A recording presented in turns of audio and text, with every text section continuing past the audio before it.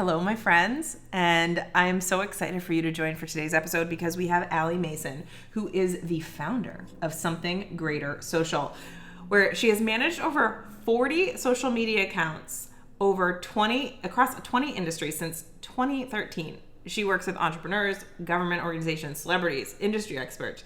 And she is amazing. And you're going to get some of this wonderful education that she sprinkles through every interaction that she has in her work and life. But in this episode, you will get some of that too. She teaches sustainable, ethical, and authentic cross-platform social media strategy. So how you can show up more authentically on social media. And then what you'll hear in here is we talk about how that shows up in life as well. And so it's so important, I think, especially that we don't have very many spaces where we talk about the impact of social media or what we think about it or how we interact with it. We just are kind of told, here's what the new update and the upgrades are, and here's how you interact with this by liking it or saving it. But we don't really think about how, as human beings, we interact with other human beings in that space because it has been seen as such a separate thing. So in this episode, we dive into so much of like the wonderful meat around authenticity and showing up on social media and how that reflects so much further and amplifies so much further than just the social media space. Allie is an incredible social media expert. She does strategy work. She does coaching.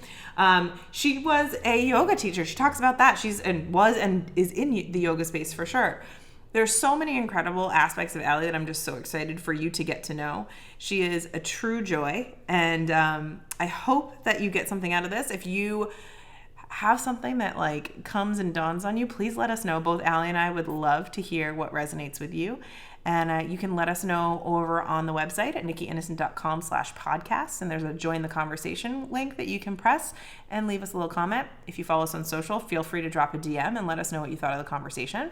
Or if you have any questions, this is definitely a really intentional conversation to open up the door for how you think about how you show up on social media, the types of accounts you interact with, and how your energy, your time, your self-worth is intertwined with how we interact with each other on social media. And hopefully we can move towards a more authentic, whole, and human-centric way of interacting with each other in the virtual space.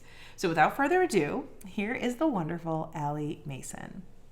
Welcome back to Checkbox, everybody. I am so excited because today we have my friend Allie Mason here on the podcast. Welcome, Allie. Hi. Thanks for having me. Oh my God, I'm so excited.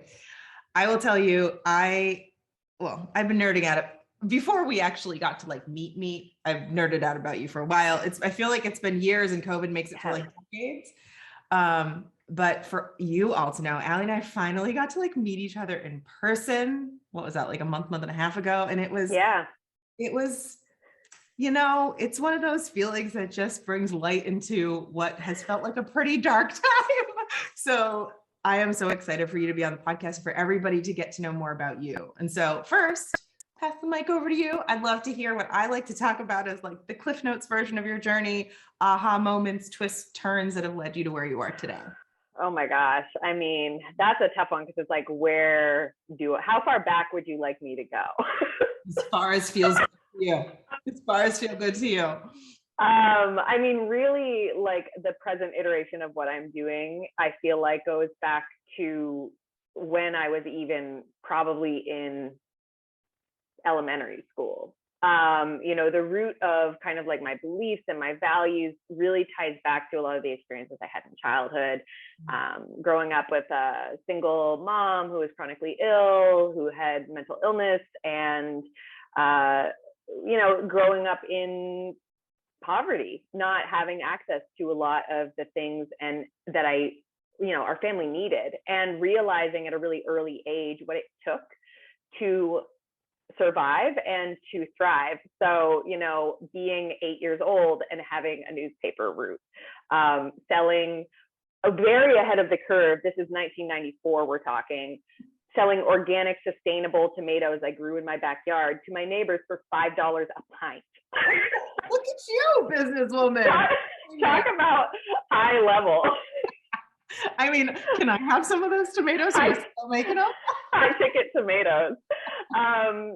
And I think from that early age, realizing like, if you don't have what you want, you need to create your own opportunities is the lesson that I learned. And that really, got me into this more entrepreneurial spirit at like a very young age. So it's like, I don't really remember not feeling the way I feel now about like running a business. And it makes sense why some of my past attempts at, you know, normal careers really didn't pan out. And I kind of burnt out and got really bored within 6 months. But I mean, I still tried to do the normal thing. I went to college, I got a BA in anthropology, I graduated, I went and I worked for government. I did the consumer protection thing for a while, which was honestly great. And I think of that as the foundation for how I show up and I teach my clients now.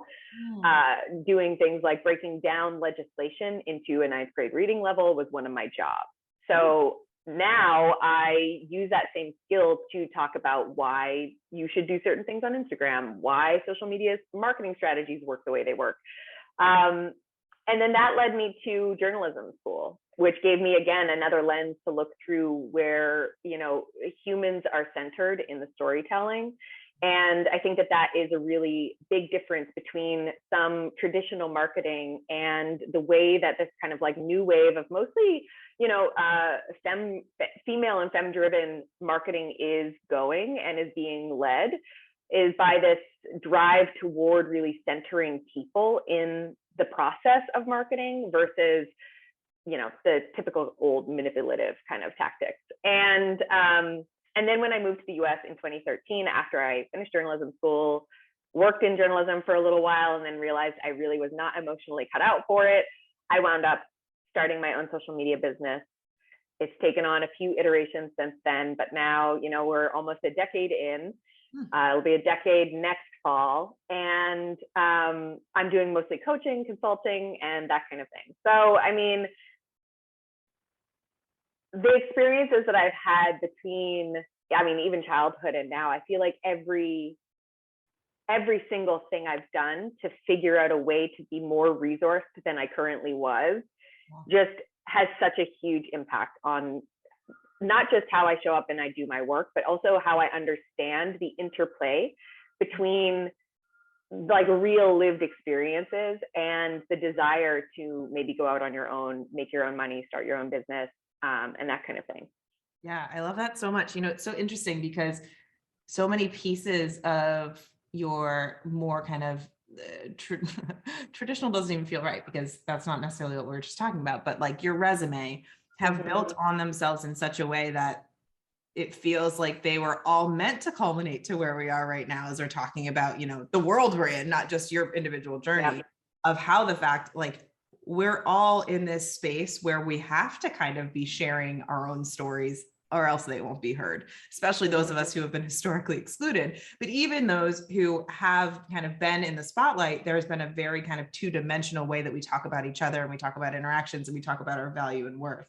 And so I just feel like so much of like kind of the education and policy, like layman's term policy breakdown. And understanding not just, you know, here are the things that I'm doing for my job, but here's how it impacts people each and every day. Here's how it impacts me and is impacting me right now, has such a beautiful tie into the fact that you're creating space for people, especially for creators and makers who have done this, you know, who are kind of choosing a new path, to not feel like they have to use the old script to try to talk about the revolutionary and innovative stuff they're doing. You know, I think that you and I both have a bit of love for those voices that haven't always been heard. And so obviously the podcast is called Checkbox Other. And sometimes, like, anytime I can hear a story where I'm like, I haven't heard somebody's perspective from this identity bucket, from this experience before, I want to hear all about it. So I'd love to hear from you. If you have one other story, if you have more than one other story at any point in time, we can go to selling person or, you know, today. Any kind of other stories you have to share would be wonderfully appreciated. Yeah. So I guess one that's been really interesting to me, because it's kind of like, you know, when you have an experience when you're a child and it's so normal to you that you don't realize that it's like very, very different. And I think I still often leave it out of my initial kind of what has made me, because I just continue to forget that it is an exceptional experience that not many other people actually have. And part of it is like, I have to give major props to my mom, because I was born with pretty severe respiratory illness. At the age of 6 months, I was hospitalized for the first time. For I think close to a month in like a little, baby oxygen tent. I had pneumonia, and then I was very soon after diagnosed with asthma, basically from birth. As a result, I had pretty advanced, serious respiratory illness for all of my childhood up until I was 21 years old, when it just kind of disappeared. But I say all that to say, I was in and out of hospital, and there were a lot of things that probably other parents wouldn't have let their kids do because they were sick. I didn't realize I was sick. And so for me, I didn't look at, playing soccer or playing hockey or, running track or diving as a potential danger for my well-being and my survival. And thankfully for my mom, who, didn't operate from a place of fear and didn't try to hold me back from expressing myself and having those experiences, she really encouraged me and was just very, very safe and always there. But, she really encouraged me to pursue those things. And I think also that's such a huge part of, my story and who I've become, because it's kind of this realization that inherently now I understand that even if there is something that is quote unquote wrong with me, if there's something that holds me back or creates, a disability of some sort, it doesn't mean that I can't still do things that other people can do. There's just modifications that need to be made. And, I always joke, I went to a networking event a few months ago now, probably. And the icebreaker was like, put on your name tag, instead of your name, put your most boring fact. And I always tell people, because people think it's hilarious, but also it is kind of boring and people are like very confused, that I went to asthma camp. Instead of summer camp, I had to go to asthma camp because, me, my brother, my sister, we were also asthmatic. We couldn't go to a regular camp because they just didn't have the staff who was trained to deal with someone with our health issues. So thankfully in Nova Scotia, where I grew up, there was a really great lung association that was very supportive of youth who had asthma, chronic severe asthma. So I got to have that really cool experience. And I loved asthma camp. I don't care what anybody says or how dorky they think it sounds. Asthma camp was great. You always think about band camp, but asthma camp. Yeah. There was nurses in every bunk. Yeah, exactly. So people were like, what did you do? Sit around and play cards all day? I'm like, but you want to play a game of cards? Because I got you. Yeah, but that was the thing. We were in a group where there was it was safe because we had nurses and we had doctors on staff. And so it was just like what my mom does, which is she just made sure she was there, that my inhalers were on the sidelines, and that she was paying attention to the symptoms, which is exactly what medical professionals are trained to do. So I love that on so many levels. My brain's going crazy right now, and because I feel like I had a coaching call yesterday where we were talking about all we do, everybody kind of gets to share where they are and what's going on, but where we are in the world right now, there is this cloud that we're all and I'm not even just talking about COVID cloud. I'm talking gun violence. I'm talking our rights being stripped away. I'm talking the barrage that creates and perpetuates a society driven by and trying to survive from constant fear responses.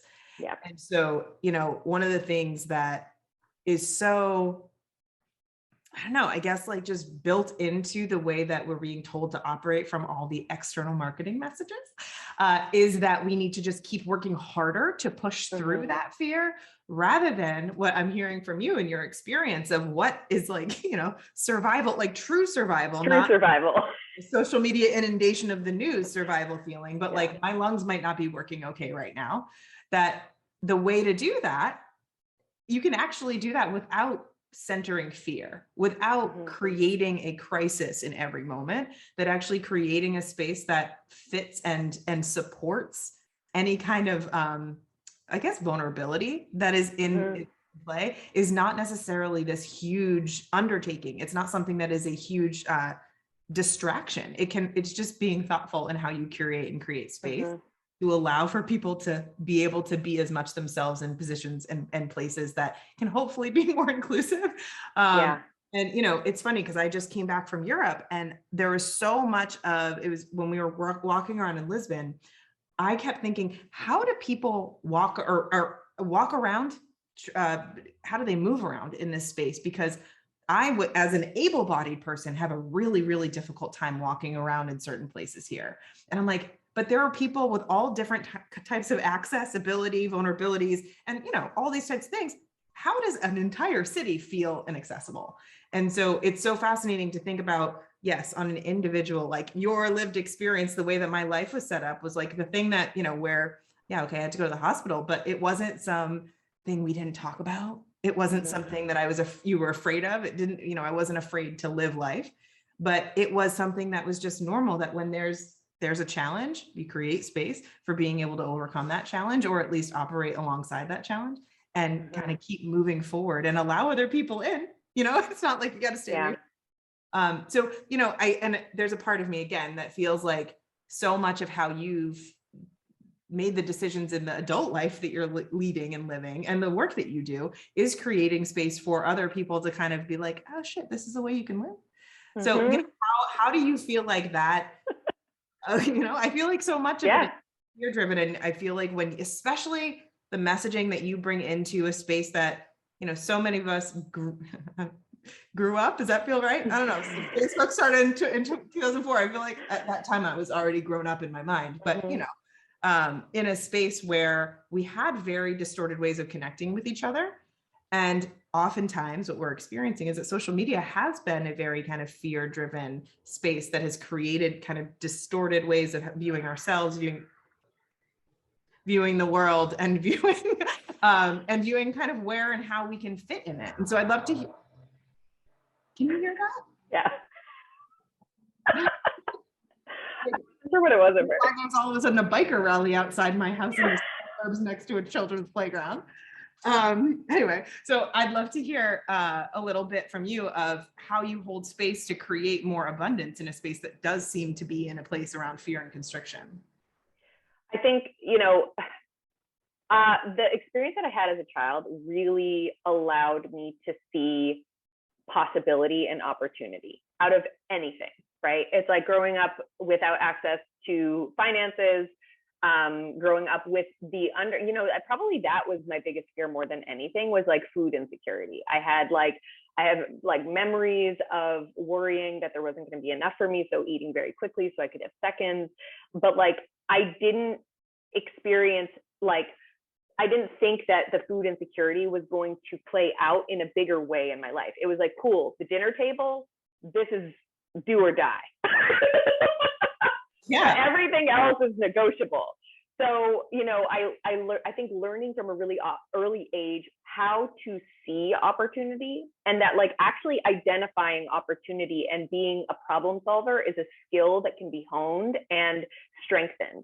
And, you know, whether for better or for worse, I learned it from a very early age. So now I'm in the position where it's very easy for me, as someone who, number one, loves human stories, like talk about the reason why I studied anthropology, talk about the reason why I went into journalism, like even working for government, you know, you're a public servant. It is a job to be in service to people. I was in a conservative government doing, my job was like research and statistical officer. I was writing reports specifically that were left leaning. Like I was intentionally finding ways to influence legislation that was being passed in the province to change the conversation and to be more in support of people. So this is deep in me. And so when I'm hearing some of these stories from my clients, and I call them stories, they feel real, but the stories I hear from my clients, whether they're coaching clients or my strategy clients, about the self-imposed, or sometimes, you know, other experts have imposed these ideas or these stories about how we need to show up if we want to be seen a certain way.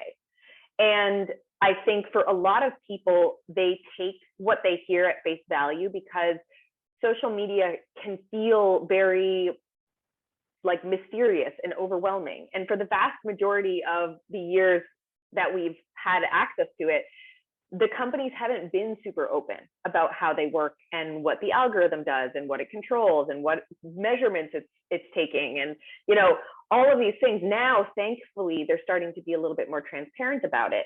But because it's been so long in the making where this like gatekeeping of information has forced people to speculate and forced them to speculate incorrectly, that certain actions, activities, behaviors, beliefs are required in order to be successful on social. And that, I think, is like the biggest issue that people have when they come to me, is that they believe that there is only one way to be successful using social media to support your business, and it's just not true. So then, as you know, again, the listener and as the coach and as the strategist, it's my job to be able to listen to the story that they've told themselves about the way that they're supposed to be showing up, and figure out a way to demonstrate to them that there is actually an alternative, and to have the data to back it up.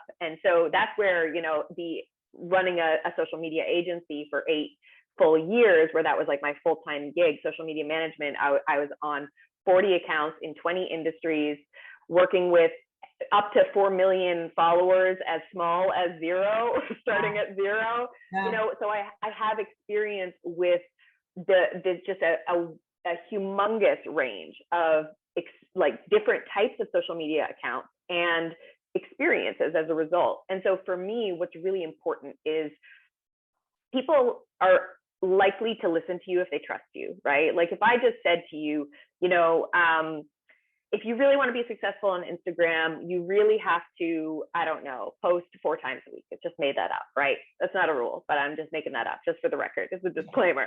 You don't though. You don't. You don't. But just let's say, hypothetical, you have to post 4 days a week, because we've built a relationship via social, whether it's you or, you know, whoever. You're likely to believe me just at face value without an explanation. But if I have data to back it up, and I have personal experience that is replicable, that information is going to be even more powerful, and it's going to be even more transformative for people. So if somebody comes to me and they say, oh, well, I was just talking with a coach and they have like 500,000 followers, and they told me I should be posting 3 times a day. And I say, well, it doesn't, you know, you could, but like, I'm curious, like, did you take into consideration their business model? Did you take into consideration their access? How old are they? Do they have kids? Do they have bills? Are they born into generational wealth? Like, there are so many personal questions that, you know, oftentimes it overwhelms people to the point of paralysis when they hear that they have to do all of these things. You need 30 hashtags, and you need to post 3 times a day, and 2 of them should be reels, and 1 of them should be a carousel, and this, that, and the third. Go live twice a week. Make sure one time it's with a bunch of friends. Like, tell that to the person who has chronic illness, who is also still working a full-time job, but starting a side hustle, who has 2 kids, who's a single parent, who doesn't have a safety net, and who can't take time off from their job to create content. Like, it just doesn't make sense. So for me, I think what my biggest kind of mission in this work is to show people that there's infinite ways in. There are infinite ways into making social media work for you, and whatever belief you have about social media is something to investigate. It's something to like unpack, unravel, look deeper into, to see what's the real story behind it, or the real fear underneath it, and how can we find tools, techniques, strategies, and other kinds of, you know, whether it's an app or whatever, to support you to get the work done that you know is going to actually support you in your business, without having to feel like you're about to be like sucked into whatever the story is that you're like afraid of. Yeah. I love that, on so many levels. I mean, what I wrote down as you were saying that was the limiting beliefs that we talk about in coaching all the time that, I think it feels so weird that social media is still treated like it's potentially a trend and it's not like, I remember in, what was it, 2007, 2008, trying to bring social media into a consulting firm that I was in. And they're like, this is just going to pass. I'm like, I don't know about that. It's a way that we communicate. It's a way that we connect with each other. And also, just my generation does it. And we're getting older and just this whole idea of kind of minimizing something that's new, something that's different, that's unfamiliar, that also allows for many different things to be true at the same time. Many different experiences are allowed in that space. And so when we think about, so much of our experience right now is really grappling with the fact that we've been living in binary structures where the world and nature, life is not binary, but we've constantly been bucketing ourselves that way. And so the rub that's showing up when you have a social media space that's constantly being I'll say in America, and a lot of the social media culture is coming from American companies, or at least American investment, that it's about how can you make the most money? How can you be the most productive in a capitalist view, right? And so how that takes away the humanity in it all, because it's about how can I make myself a robot within this technical space to be able to optimize all the different bells and whistles that are constantly changing all the time. And how do I really understand that there are different arenas, right? If you think about all the different platforms that exist right now that or have existed, RIP Vine, but all of the different ways that we've witnessed that social media isn't like a fad. It's not one thing. It's not, something to be, made a joke of, but it also, it's funny. I don't know why this came up when you were talking about, I don't even know where this was exactly, but in the last weekend there was you're a soccer player. You said you played soccer, right? Yeah. Okay. So the UEFA final was happening in the Stade de France. And there was a disruption. I don't know if you're familiar with this, but they weren't letting people in. Specifically, one set of fans was not being let into the game. So they had to delay the game. And there was messaging being told through the announcer, the big screen, the one arena announcer saying that there was one particular problem happening. And it was saying that the fans showed up late and the fans are being unruly. And then you've got Twitter that's like, hold on. It's like, hold my beer. Let me show you what's really going on. And you had that happening real time, while also even the people that were given the name of journalists were being kept inside the stadium. So they're not necessarily even being able to use the platforms that they've built to show sides of a story. The fascinating part to me of how social media has evolved and how therefore media has evolved is that you had this collective voice of people you may or may not have ever heard from whose contributions needed to be included. And so the power of the collective being able to be activated through social media is something that I feel like is how about this? Something that I believe to be true is a threat to the power structure that is, for sure. I agree. And it is something that is hard to grapple with for people in positions of power and historical power to be like, okay, hold on, wait a second. If I allow for everybody's voice to be equal, then that means that my voice isn't as powerful. That means the thing I'm saying is being questioned, and I actually have to critically think or maybe admit when I'm wrong. And so thinking about how, one, there's all these like tactics and tips and tricks and people that tell you I've got the 5 steps to do that, but also that we've kind of been brought up in a society that says, here's your kind of linear hierarchical path to success. When you've got virality where nobody existed, like the 15 minutes of fame or the overnight success is literally like, I posted I met a woman recently who posted a picture on TikTok that just was talking about her and her husband had decided to live separately to try to, to amplify their experience. And there was no like big, huge thing. It was just a post on TikTok and it went viral. And she's like, I've been talking about doing this, but I don't know why that did it, but it resonated with people. And so much of it is about that resonance now, that like so many people have operated in this digital space, that when you're following a formula that's actually not authentic to you, you can feel that the resonance isn't really there. Exactly. And so I'd love to hear from you, because I know your background is very much in being in tune and mindful about, what resonates, what doesn't, how that has I guess worked for you, but also worked with the Mm-hmm. clients you're working with in a space where we're so used to being like, what are the rules of the road? And for the rules of the road to be kind of intangible, it can be super confusing. Yeah. And I think a lot of people do get the mixed messages of like, there's so much baked into just like the patriarchy and the way that businesses are run, and what professional is even like, what is business casual? Like, why is that business casual? What does professional really mean? And I think that there is a lot of kind of these misconceptions about needing to show up in this very, like, for lack of a better term, like masculine way, traditional business attire, like very kind of like in your face and bold, and make sure you're causing controversy and like all of this stuff. And it's just like, I mean, in addition to all of the other background I've given, I also taught yoga for 6 years. I've been practicing for 20. The things that I know about the nervous system and neuroscience, and the disconnect that happens often with people who are like really, I mean, like most people who are starting a business on social media are not doing it for like fame. They're not doing it for, a get rich quick scheme. They're doing it because something about the way that they've been operating up until now has left them with a void. And they are disconnected from their purpose. They are disconnected from feeling like they have a mission or a vision of their life. And often when people pivot into the social media space to, grow a business, it's because they've found something that they feel really passionate about, and that they feel, it's the whole reason why my agency is called Something Greater Social, because the people I work with feel like they're being called to do something greater, to be something greater, to align themselves with something greater.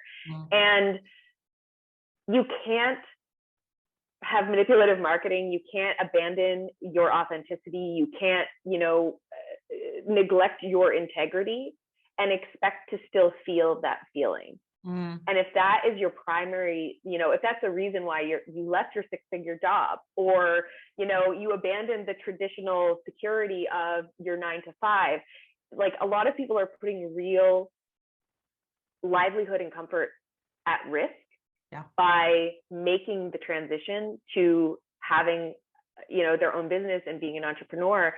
And the more people try to fit themselves again into those little boxes and the binary, and abandon what they know deep down, like intuitively is not aligned with who they are, how they feel, how they would act in real life, what their belief system is, their values, the easier it is to get caught up in this kind of like hamster wheel where you're really just not going anywhere. And I've seen it time and time again with clients where they come to me.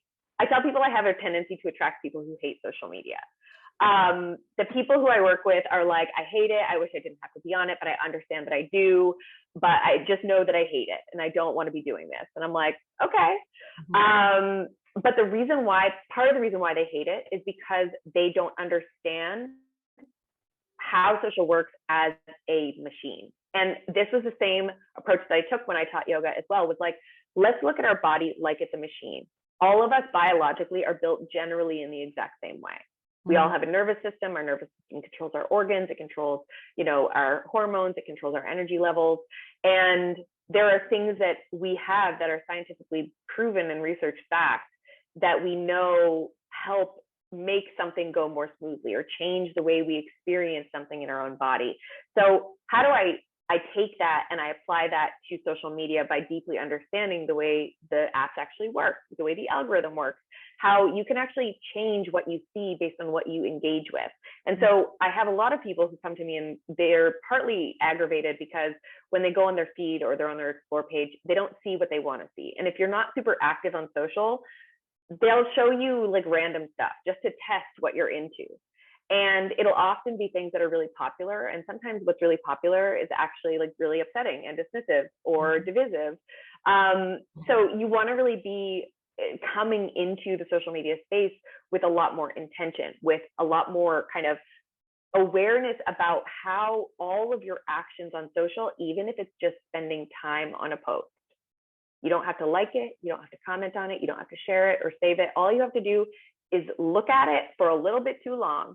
Mm-hmm. And that will be a sign to the algorithm that you're into that content. So if you're seeing things on social media that you don't want to see, it's time to kind of take back the power and re-engage in a way that is really deliberate. I mean, I go on my Explore page. I love this. This is a practice that I do with a lot of people, is go on your Explore page right now and tell me what you see. Okay. Because for me, I'll tell you right away, I have scuba diving and snorkeling videos. I have funny reels. I have baby animals and interspecies friendship. I mean, all that sounds amazing. Really, I rarely get content that is upsetting to me. I rarely get content that isn't like uplifting to my life in some way, that's not like a break, that doesn't feel like generative. Honestly, I'm like, oh, I love watching people scuba dive and like going through coral reefs. Like, I feel relaxed when I'm on social, but it's because I'm so aware of the power I have to shape my experience on it.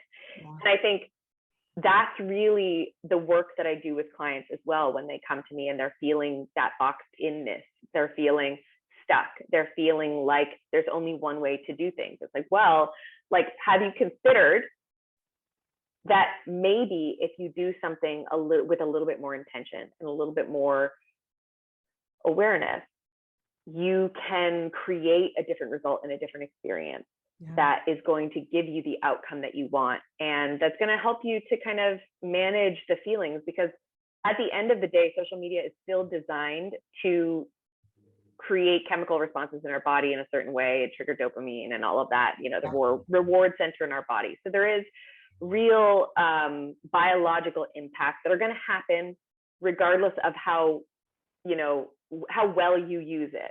Yeah. But it's being aware of those things, again, that I think is the powerful kind of, or empowered move that people can make to kind of show up on social in a more aligned, authentic, like fulfilling kind of way. Yeah, for sure. Like, I will say there are some of my clients who hate social, who never love social, but they don't hate it anymore. And to me, that's a win.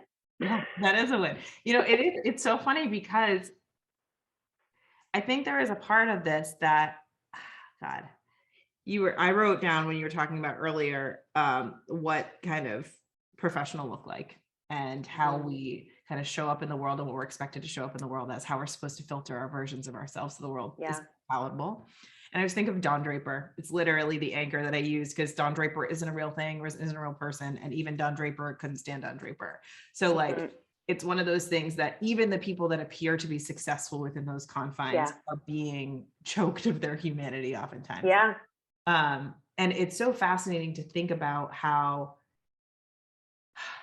again, the engine, the larger hamster wheel we're in order for power to stay where it is this disempowering experience for the majority and the collective. And so this idea, you know, it's funny that you're saying about like, be mindful of what you're spending time on. Be mindful of what your phone just stays open and is allowing to play a bunch of times. You'll see more of that whether I'm looking at it. One of the things that I was doing as my own like social media maintenance was to constantly be like, if I saw something that was constantly telling me I needed to be drinking more alcohol, wearing Shapermint, which now you heard me, so maybe you'll give it to me. But like, you know, all this stuff about how I need to distort myself, I need to numb myself, I need to drug myself, I need to overeat, I need to be wearing a bra that puts my breasts up in everybody else's face. Like all of these messages that I'm like, well, we get these from the magazines I grew up with. We get these, you know, on bus stands, you know, you get them everywhere. And social media is just amplifying them. And you now I can't go over to like a billboard and be like, not interested, but I can do that on Instagram, you know, and I can say like, don't show me the shit again. Like, no, thank you. One version of that recently for me personally was the Johnny Depp Amber Heard trial. Oh my gosh. Yeah. And I mean, the crazy part for me was it was on all feeds that had, even feeds I followed that had nothing to do with anything that was happening there. Yep. Why? First of all, it makes me sick to my stomach across the board because of just how caricature we have made something that is very serious, and also how all of the destructive oppressive patterns are just playing out on full display.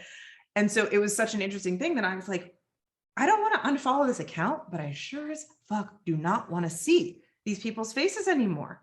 I don't want to watch this person crying and you making fun of this person. Like, it doesn't make any sense to me. No. And so there is that little like hit of empowerment, even if it's silly. It's like, it feels like silly. Okay, maybe I'll see it somewhere else, but I'm just going to say, I don't want this here.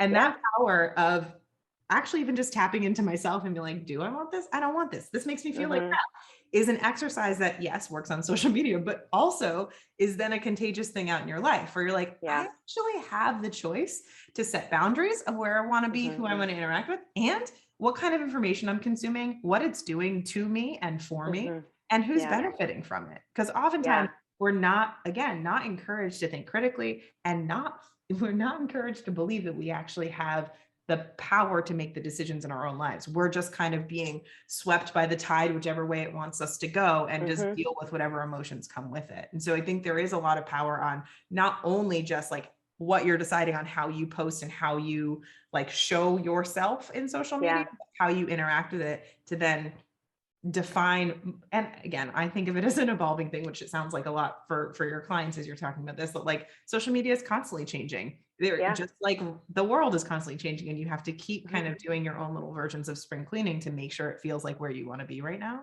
But it is, I think it's such a beautiful kind of microcosm, even though it's like a macrocosm at this point, of how to, you know, really take the power back in your life as well.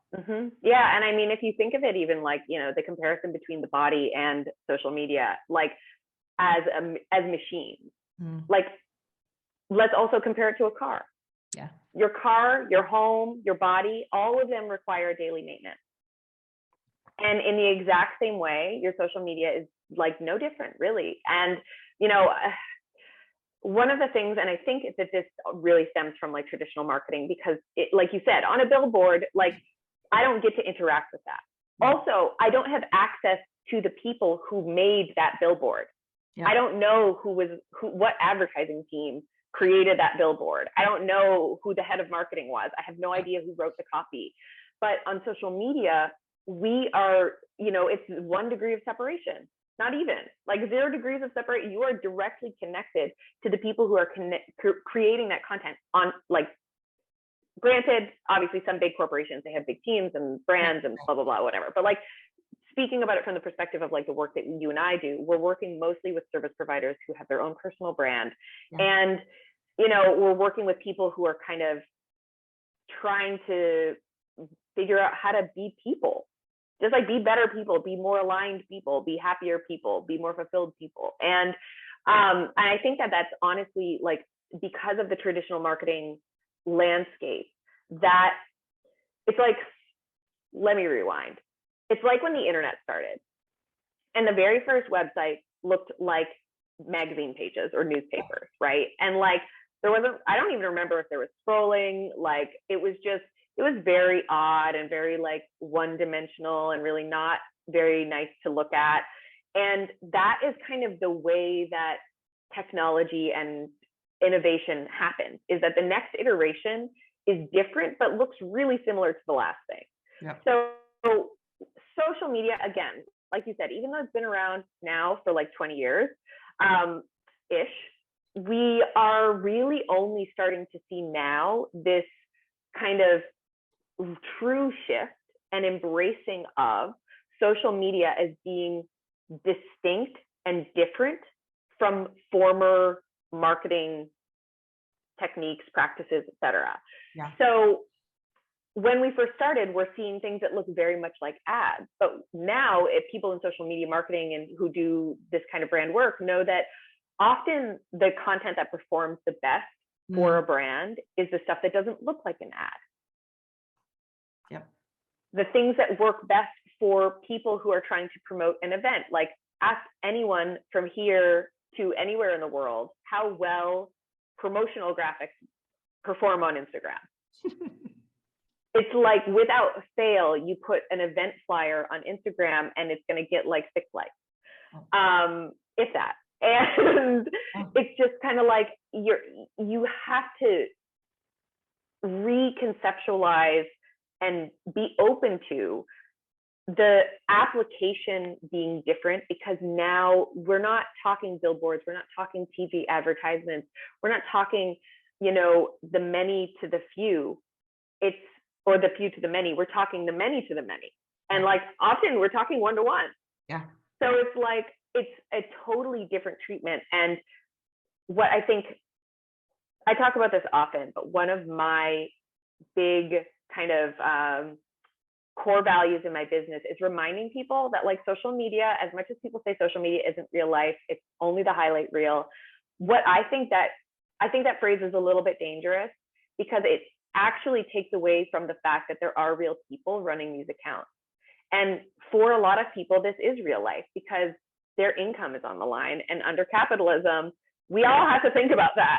Yeah. So, for me, it's like, whenever I see these like really kind of like sleazy, slimy, like sales and marketing techniques, I can link them almost directly back to a form of traditional marketing that has come from, the olden times. Like cold DMing is just telemarketing on Instagram, is knocking on your door when direct sellers trying to give you Tupperware. Like, I think people are continue to treat social media like it isn't real life, because that message keeps being reiterated to them. And because we come from this background where these practices were seen as okay, as long as it was like a brand or business doing it to like one person at a time. But now it's just not the same. So I always use the analogy of like, really, your Instagram profile is like your brick and mortar. You've got a store. And like, let's think about that from both perspectives, whether you're the business owner or you're the customer. This happened to me. I posted about this yesterday. Yeah, I saw that. This woman who doesn't follow me, she's never engaged with any of my content. And I'll say I have like 10,500 followers, but I pay attention and I am in my notifications and I recognize repeat customers when they engage with my content. Yeah. I'm also just like really active on my social. I'm always in my DMs, in my stories, connecting with people, having conversations. So this woman reaches out, it goes into my DM request because she doesn't follow me and I don't follow her. Yep. But I check my DM request because I'm a good social media person. And I noticed that the first thing she says is, "Hey, I love your content.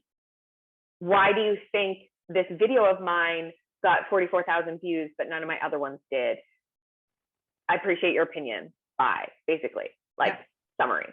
Mm-hmm. And I mean, number one, just the sheer audacity of coming into someone's space who you don't know, who you've never interacted with, and asking, like being extractive of the relationship already. That's your starting point. Like, I always use the analogy. It's like, listen, if this was my brick and mortar and this lady who I've never seen before in my life walked into my front door, grabbed a product off the shelf and said, "Hey, I really like this. Would you give it to me for free?" Yeah. I would be like, "No. I'm calling the police." Bye. Time for you to go. Put that down. Bye. Yeah. It's fascinating. Like, it's fascinating. So it's people who believe that social media isn't real life have given themselves a path to treat people as if they are not real people. Yep. And that's where I take major issue, because at the end of the day, every account is run by a person. Even these big brands, you're usually, you're in their comments bullying this account. It's run by like, a 25-year-old who's like 2 years out of college and like is just trying to do their best. It's like the disconnect that has formed over the years from this feeling of like being protected by anonymity, from this feeling of this isn't real life, that this is just a highlight reel, and therefore we don't have to treat people with their humanity in mind. Yes.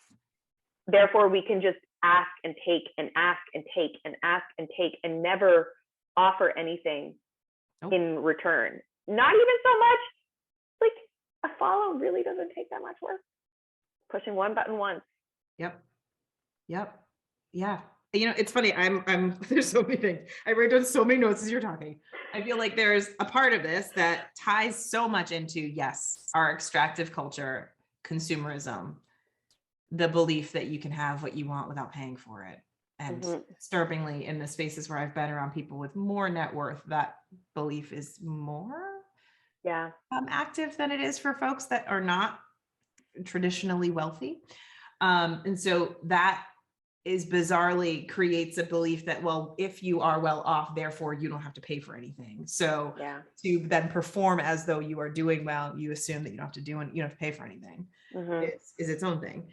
There's a part of this too. It's funny that you say you're brick and mortar, because oftentimes I've actually had my own struggle, not even talking social media. I've had my own struggle with text messaging, where people feel like because they have information, they can use it, they can send it, they can expect 24/7 availability to me. And even, the most bizarre part of that has actually been through people I know's husbands, where they get really, really upset when I'm not available to them. I'm like, dude, I don't even really know you, but you reaching out to me via my text messages or you expecting live time with me is like if you climbed in my bedroom window. And I'm like, window's closed, you're not here. How did you, what? Like, there's a front door to knock on, but like, also you weren't even invited to my house. Like this idea that because you have technology that can foster more, we'll use seamless connection, that you have the right to have access to me, my energy, my time, my emotions, and my expertise, right? And my business that I'm putting out in the world. So all of the value and the worth that I am trying to put into the world as I'm showing up as myself, you think it's yours for the taking, and you can come in my bedroom window. You can knock down my door if you want to, because you have that moment where you want it and it's one click away. So what's the matter with you, Nikki? Why aren't you okay with it? Is its own kind of alarming experience. It definitely is a barrage from the mental health side of things, from an ethical side of things, if we're talking about business. And then there's a complete and utter lack of accountability for how you can, because like when the husbands are told no by their wife's friend, they blow a freaking gasket. And I'm like, what? Like, when and how was the accessibility to me something that me saying, you know what, no, it's so great to hear from you and all, but the answer is no, means that you have the right to then be upset with me. There is no accountability for the dehumanizing experience that it is that you feel like you have access to me as though I am a free commodified product. That there is no kind of boundary setting. And then the other part that was coming in as well is that we're in a time and a space where there's so much unresolved anger, angst, uncertainty, unresolved emotion, that people are leveraging this space of anonymity, but also the space of it's not real life, to then play out their destructive emotions and destructive fantasies and their on one another. And I think you're talking about that 25-year-old, and the 36-year-old business owner, and like even you thinking about how the news inundates you, there is just this constant piece of like, how do I show up as a person, but also how do I hold on to my mental health in a healthy way, but also where is the accountability, and how can we create like some sort of, I don't know if it's normal or natural accountability in these systems that have so many different pathways to do very different types of interaction. Where is the kind of accountability metric to uphold more of a healthy space? So that's me going on forever, but what do you think about as like part of one of the questions I sent you before was like, if you had a magic wand, if you were in charge of how we set up these spaces to be more human, to be more thoughtful, to be more, ethical, how do you kind of position or think about that? I mean, I kind of say this so that hopefully we can give you that wand. I mean, I would love to have that wand. I like constantly have friends reaching out to me being like, why hasn't Instagram hired you yet? I'm like, well, it's because I'm too critical of what they do. Like you're critical, like you're talking about your uncle. Like you're very loving about it. You're like, I understand what's happening, but still, guys, come on. But it's still like, we can do better. We can do better. And I think that the thing that is really difficult about like, what if we just set up Instagram differently doesn't solve the problem. Because that is it's like, it goes back to the same premise of like the people that are behind the accounts are real people.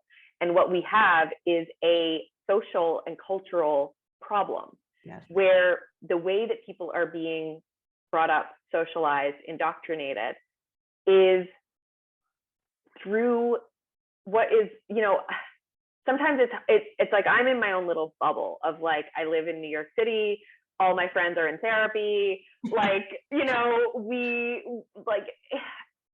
I understand and I recognize that my experience is actually not the norm. And that for the vast majority of people, they are growing up, and even if, I've had my own experiences of abuse and experiences of, marginalization, experiences of, fearing for my survival and my ability to breathe. There are many people who don't get to leave that. Yeah. And there are many people who never understand the connection between their behavior and the things that they experienced in childhood. There are many people who don't ever get the opportunity to connect the dots. And the hardest thing about social media, I think, is that there's only so much that we can regulate or program or like consciously do for ourselves. Yeah. Because at the end of the day, there's 2 billion other people on this app. Instagram alone is 2 billion people who have their own lived experiences, who come from different cultures, who have different backgrounds, who speak different languages, who have different, neurodiverse experiences, who, come from different, just every, like the full spectrum of people is represented on social media. And, our culture is one that is rooted and has been built on violence and oppression. And, we are not out of the grips of colonial violence. We are not out of the grips of, systemic oppression. We are not out of the grips of gender-based violence. Like, there is so much that, like, social media is just a mirror of what is happening in everyday life. Yeah. And like you said, there are people on social who are going into comment sections or into DMs and just, unloading whatever it is that they are feeling like they can no longer bottle in. And they have an outlet that feels safe because, you know what, when you do something on social media, if I were to say something super mean to you right now, I would have to deal with the repercussions of watching you be upset and sad. Yeah. And that's hard. Yeah. It's hard to watch someone be in pain. And it automatically, we're biologically wired, again, to go back to like the body as a machine, we are biologically wired to want to be in community with people. Yeah. And so if I have to watch the outcome of my bad behavior and how it impacts somebody, if I know them or not, yeah, I'm probably a lot less likely to do that thing. But on social, it's delayed if it's even acknowledged. Yeah. And that's the other part of it. So, I think it feels a little defeatist and dystopian to say, like, it's hard to say what we can really do with social because so much of it is like, well, what do we do with people? Yeah. What do we do about the people in our country who don't have enough? What do we do about the people who can't get mental health care? What do we do about the people who don't even have the, access to be able to start being self-aware because they're working 3 jobs just to make rent and put food on the table because inflation is at freaking 8%. It's like how we can't blame social media for everything. Right. And it's, at the end of the day, it really is people. And that's why it's like, again, it's like a microcosm of this country. Like here in the US, it's like, you don't get anything. You have to fight tooth and nail if you're not born into it. Right. You have to fight tooth and nail for everything you have. And if you don't like something, that's your problem. You need to do something about it, because we're all individuals, and God bless America. And,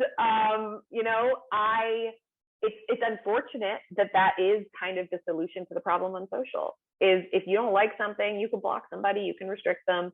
You can say, I don't want to see this, I'm not interested. You can limit your time on the app. But like Instagram has done, I think they can always do more, but Instagram has actually done quite a lot to be able to help people control their experience in a healthier way. Yeah. The fact of the matter is, most people don't take the time to learn how the features work. Yeah. That's where I come in. And I can help with that. And even when they do, sometimes the thing, like with our own, again, the biochemistry of it all, we can still get sucked into the old patterns of the, addiction to drama, of the, going down the rabbit hole of just watching violent video after violent video, watching the same, videos with police brutality over and over again, and then conversely, these ones where like people are like taking advantage of people who are mentally ill and on the street, and doing these like weird, like watch me be so generous videos, which is a whole other thing that completely lacks consent and is completely unethical. And I just think that, again, it's like it goes back to people, and there is a movement. There is a movement of people who are on social media, myself being one of them, who are committed to having more conversations and showing up repeatedly, and we'll say the same thing until we are blue in the face and everybody understands. There is a wave of those people who are taking up more space now, and who are advocating for staying authentic, and who are advocating for not putting yourself in a box, and who are advocating for having integrity and showing up and being an ally and being okay with making mistakes, and knowing that you are going to hurt somebody at some point, sometime down the road, probably on social media and definitely off of social media. Yeah, for sure. And being okay with, like you said, that coming back to accountability, and being able to say, you know what, you're right, I could have maybe worded that differently, or I can see how the way I wrote that caption, or the way I said that in my story, I can see how somebody would be upset by that. I understand like that you felt X, Y, and Z as a result of me saying A, B, and C. But that is a cultural shift that only some of us are doing in our real life. And as a result, we're taking it online. But not everyone has access to that. That is a real opportunity. It is a privilege to be able to self-reflect, to have time to self-reflect, to be self-aware, to afford therapy. To have the psychological safety to do that, even. Yeah. To have the psychological safety to do that, to have the physical safety to do that, because that's the other conversation is, let's talk family structure. Let's talk what happens when you become the person who puts the boundary in place. Let's talk, a lot of people don't get to do that. Yeah. Yeah. It's so funny. As you're talking about this, I feel like one of the benefits, and it's funny, the reason that I even thought about doing a podcast was because I thought it was such a beautiful space for people to have that moment, that need to not be on, that need to not have an answer right away and be as quick as possible and urgently get to where they need to go. It's like, you know what?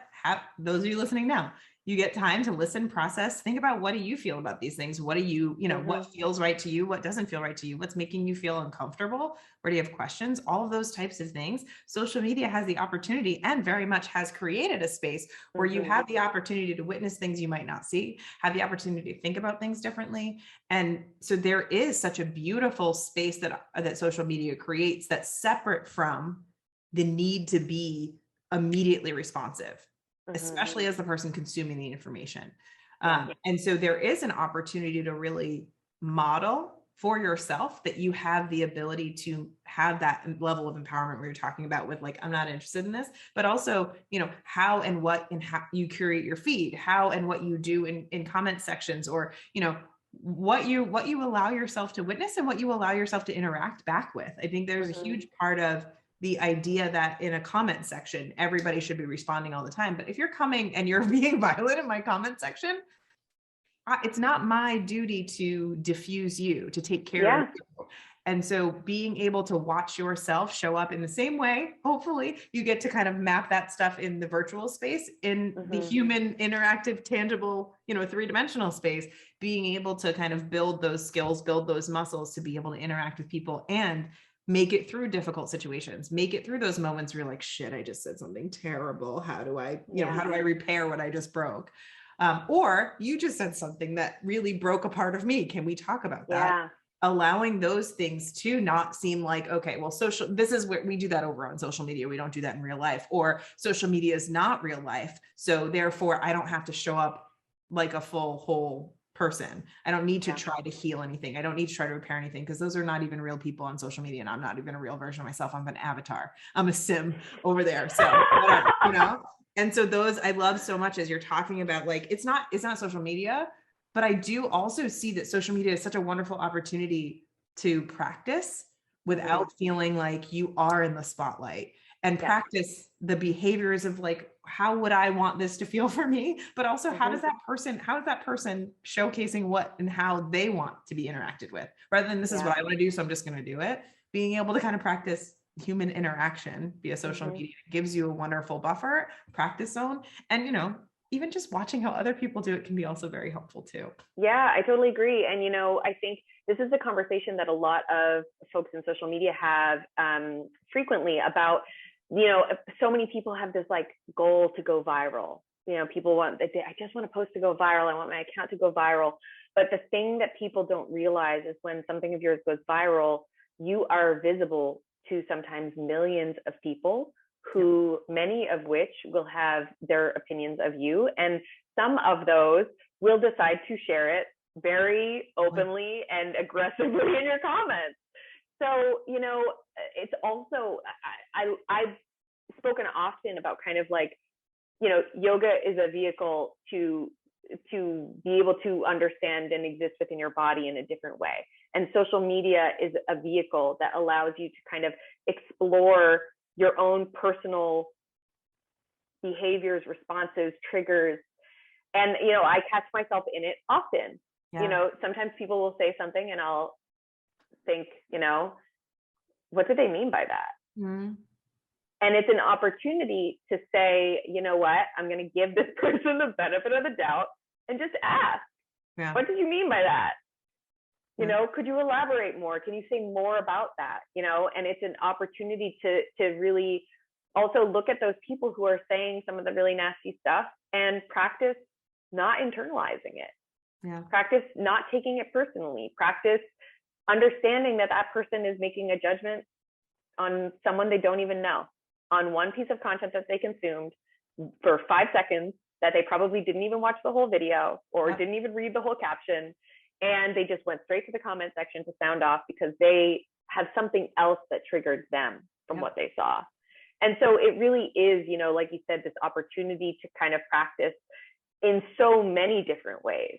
And again, it's like to even have the awareness to be able to understand that on a conceptual and then on a practical kind of lived embodied level is really empowering.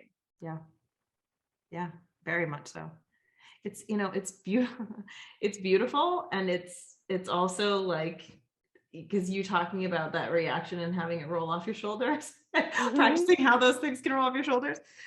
It is really difficult because it, as you're talking about like wounding as a child, all those kind of things, like people will say things and they don't realize that they're hitting your soft spot too. It's really, we are very good at glorifying a snapshot of an experience like virality. Yeah. And not realizing, like, I mean, I think of it as like child actors, like, right, there's this whole like deal of like, oh my God, look at them, they're successful so young, and look what all they have started on an upward trajectory, so they're great. And then we see what happens when in reality that small snapshot of what you're seeing is completely not supported. Mm-hmm. And oftentimes is that kind of extractive experience of, let me pull so much of this forming human being's identity for what I need and what I want, and how that does happen in just, again, what we have been conditioned to do, how we've been programmed, how we've been indoctrinated as human beings to interact with one another. And so I really just think there is so much potential, but also it is one of those situations where when you got 2 billion people, Mm-hmm. you have this level of, if I'm making stuff public, I don't really have the gatekeeping ability to understand who's here. And so how do I create a relationship for myself with that reality? That like, I can't lock and close my door if I'm putting it out publicly on social. Yeah. So I might need to deal with what that feels like. Yeah. And how that isn't really reality out, hopefully, right? Yeah. It's not necessarily the reality outside your door, but it is something that we grapple with. And, it's like you're sitting here, you and I are sitting here right now. It's just the two of us talking, right? But this is going to be going out to other people that we might not ever meet. And what is the responsibility that we have, but also what is the responsibility that they have, because they are a human being interaction as well. And so how we deal with the, I don't want to say this because they've now branded Meta, but like the metaverse of it all, of how it's kind of an Inception-esque experience to live right now. That it's not just like the people that live on your block that and your family it's that your kind of human existence amplifies outside yourself. So yeah, we could talk about this forever. I feel like it. Yeah. So let's do this. So is there any kind of I'm like future prediction. Is there any kind of thing that you're super excited about that is happening in in the social media space, in the social media sphere, where you see things going that you think people should know about? I mean, there's a lot of things that I think personally I am excited about, because I guess my personal slogan is present realist, future idealist. Oh, it's like I see where we are. I understand the realities of it. I'm totally I totally get it. And if I didn't think the future could be better, what the fuck is the point? Yes. So there's a lot of stuff that I'm actually really excited about for social media. I think, again, and it's all perspective, but for better or for worse, we're moving into social media as being a really driven by e-commerce. How it benefits people is, more people are able to start e-commerce companies and have them be successful and supported with full integrations on social media, so that they don't have to actually, if you're comfortable on Instagram and you just want to run an Instagram business, you can just run an Instagram business. Like, highly recommend being on another platform like Shopify or WooCommerce, but we can talk about that another time. I think also this movement, we're seeing more and more people really amplifying authenticity and being connected to oneself as, and again, there's pros and cons, both, there's two sides to the same coin always. You have the people who are teaching it like it's a marketing strategy. How being yourself is like gonna make you money, and like do this to be more yourself. It's just like, what? But you actually have the real people who are showing up and saying, hey, listen, like, what if you didn't think about the metrics? What if you weren't posting so that you got X number of likes or X number of views, but instead you were posting to see, how does it feel for me to give feedback, active feedback to yourself, to watch yourself say something? Yeah. How does that sound? How does that feel internally?